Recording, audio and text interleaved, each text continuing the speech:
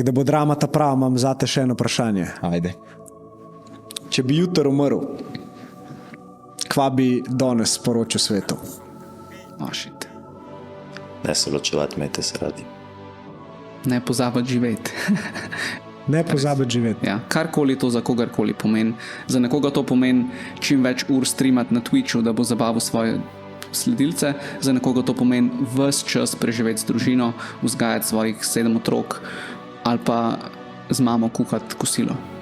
Dobro se z dobrim vrača, tako kot dan svojim otrokom.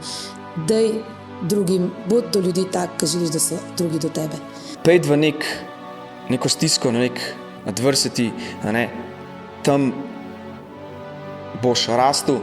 Od tebe je moč, da si zgradiš life, od katerega ti ne bo bed umret.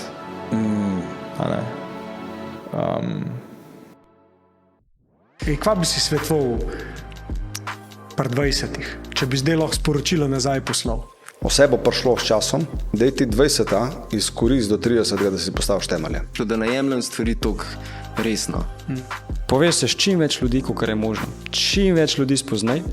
Nikoli ne veš, kdaj boš lahko ti njemu pomagal, ali pa kdaj bo lahko on te pomagal. Ali pa veš, ko nas folk sprašuje taka vprašanja, kot so kako začeti podcast? Ta čas, kaj si to napisal, bi ti že lahko imel naročene mikrofone za 15 €. Ne preveč razmisli, sam pejt, ne.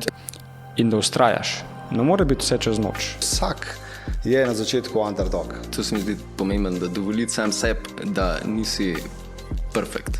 In kdo išče nek popoln trenutek za odpreti svoj biznis, rečem, ne ga čakati. Kaj je najhujša stvar, ki se lahko zgodi? Lepa. Vsaj bo okej. Stanje in igriv, to je to. Ljubezen, radovednost, igrivost. In želim maksimalno tega otroka v sebi nazaj prebujati, nazaj prihajati k sebi, ker smo še vedno v teh energijah, vedno. In to je to.